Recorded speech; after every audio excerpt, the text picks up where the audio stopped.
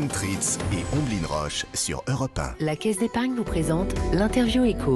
Caisse d'épargne, vous être utile. Votre invité ce matin, Johan, c'est Elodie Andriot, essayiste, spécialiste de l'entrepreneuriat et autrice du livre Patronne, les femmes à la tête d'entreprise. Il n'y en a pas tant que ça en France. Bonjour Elodie Andriot. Bonjour. Vous venez de sortir le livre Patronne que j'ai dans la main, tête à tête avec les numéros 1.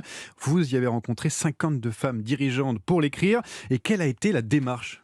Alors j'ai 5 nièces qui ont entre 6 et 18 ans et j'ai eu envie de leur montrer d'autres femmes que celles issues du monde du divertissement, les patronnes, les chefs d'entreprise françaises. Donc j'en ai interviewé 52. Pourquoi 52 ? Parce que pourquoi nous les femmes, nous sommes 52% de la population en majorité, donc 2,2 millions de plus que les hommes. Par contre les patronnes, il y en a quand même beaucoup moins. 7%, auquel 40 elles sont que 3%. SBF 120, 18. Et là, on se dit, bon, c'est l'ancienne génération, la prochaine, les startups, tout ça, c'est beaucoup mieux. En fait, pas du tout.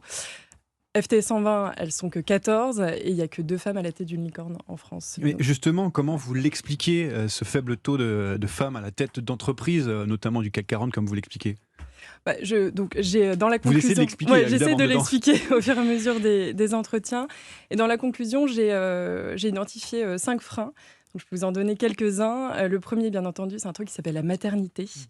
Voilà, donc 72% de la charge domestique incombe encore aux femmes. Le diable se cache dans les détails. C'est les petits cadeaux du week-end pour l'ami de votre fille, de votre fils, etc. C'est fondamentalement l'écart salarial qui stagne encore, 17% entre les femmes et les hommes. Il se semble que dans quelques jours, les femmes arrêtent symboliquement d'être payées. Dans certains secteurs, les femmes, il n'y en a pas. Je pense notamment à la science ou à la tech. Dans les écoles d'ingé françaises, il n'y a que 26% de jeunes femmes, de jeunes filles.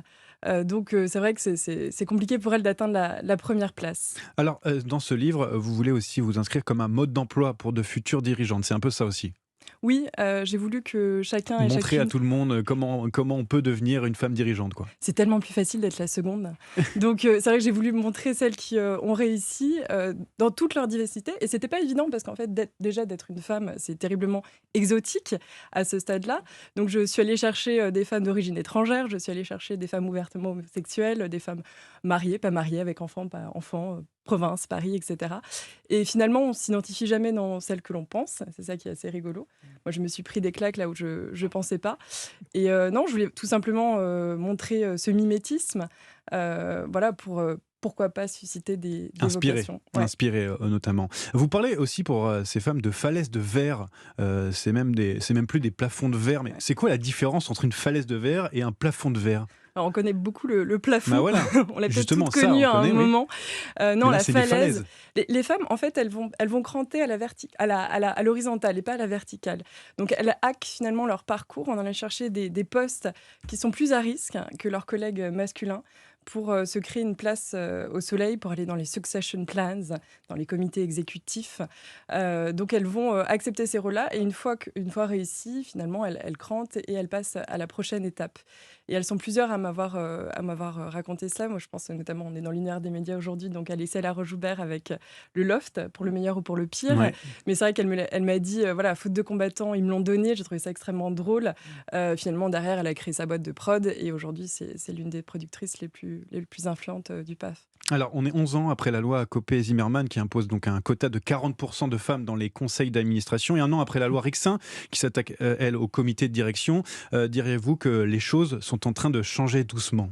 Oui, alors aujourd'hui, grâce à la loi Zimmermann, 10 ans après, la France est vraiment le meilleur élève en Europe, en tout cas, plus de 40%. La loi Rixain donc, s'attaque au comité exécutif. Donc là, on est dans l'opérationnel, on est dans le dur. J'ai envie de dire la chasse aux dirigeantes est ouverte parce qu'elles sont que 24% aujourd'hui dans ces comités. Donc j'espère que dans 10 ans, ça ira mieux. J'espère sincèrement que ça ira mieux bien avant. On progresse et on apprend beaucoup de choses dans ce livre. Donc, Patronne, tête à tête avec les numéros 1. Merci Elodie Andriot d'avoir été avec nous sur Europe 1.